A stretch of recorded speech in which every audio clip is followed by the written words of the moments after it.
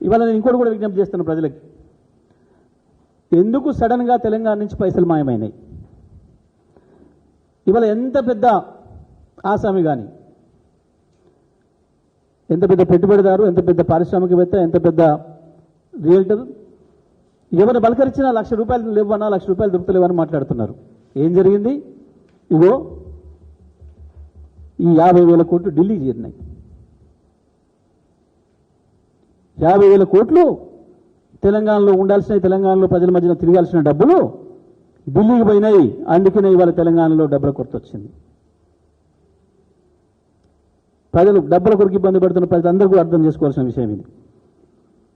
Hyderabad realtor కావచ్చు, పారిశ్రామికవేత్త కావచ్చు, బిల్డర్లు, కాంట్రాక్టర్లు కావచ్చు, గ్రామీణ ప్రాంతంలో ఉండే రైతులు, కూలీలతో సహా, చిన్న వ్యాపారస్తులతో సహా ప్రతి ఒక్కరు అర్థం చేసుకోవాల్సిన విషయం, తెలంగాణ బిడ్డల సొమ్ము, తెలంగాణ ప్రజల రక్తమాంసాలతో సంపాదించిన సొమ్ము, మన పేరు మీద అప్పు తెచ్చిన సొమ్ము 50,000 కోట్లు ఇప్పటికే ఢిల్లీకి చెల్లించి వచ్చారు.